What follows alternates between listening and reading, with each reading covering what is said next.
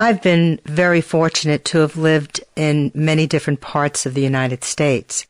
I was born and raised in Manhattan and always considered myself a street kid, learning everything that is implied with that term, street smart, street wise, where you do learn a way of living and survival in a large metropolitan city like Manhattan that you don't learn in other parts of the United States.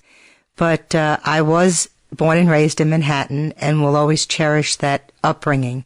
I felt that I was in a Heinz 57 neighborhood. It was very European, where we had Italian and French and Spanish and Hungarian and German and just all sorts of European influences.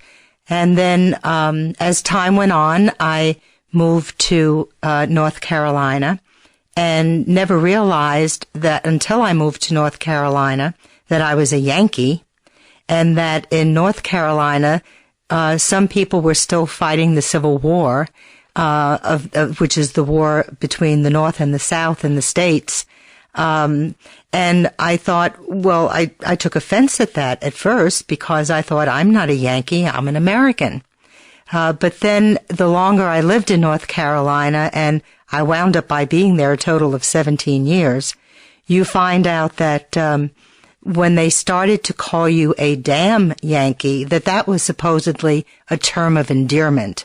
And I really think it was just their way of getting around their own embarrassment by calling you a Yankee to begin with, and then getting to know you and like you and adding the term damn in front of it to call you a damn Yankee. But I found in North Carolina and in the Southeast for the most part that people were they were much slower in accepting you. But once they got to know you, they accepted you without question. They would always say, come back soon, you hear? And you would wonder, I wonder if they really mean that they do want me to come back, or if they would welcome me if I came back. Y'all come back real soon, you hear? That's what they said. And I often wondered whether or not they really meant it and what they would do if I showed up on their doorstep. And then I had the good fortune of accepting a job position in San Francisco. And San Francisco considers itself America's favorite city, that anyone who has ever been to San Francisco automatically falls in love with it. And I found the people there to be everything that you see on television and the movies. They're very healthy.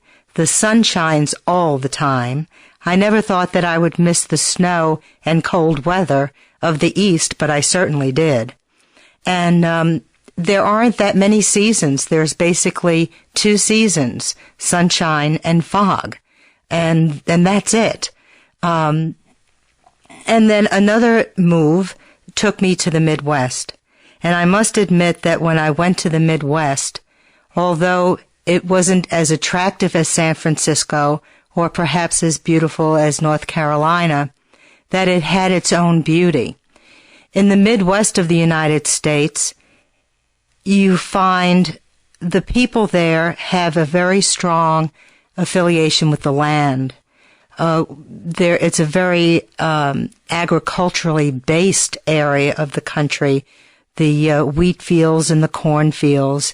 And I know that many people there would say, oh, how could you like living in the Midwest when you've lived in places like New York City and San Francisco and in North Carolina and beautiful mountains.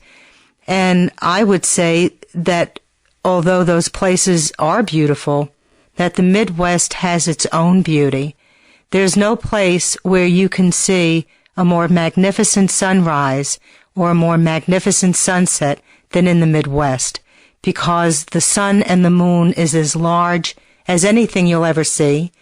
It's not covered or obscured by buildings or trees or anything else. And when you look out across the cornfields at night on the prairie and you see the stars, You see more stars and more brilliance than you'll ever see anywhere else, because it is so dark that all of the stars just seem to magnify 1,000,000 times over. And the people in the Midwest, when they welcome you, they walk up to you, they look you straight in the eye, and they say, "How are you?"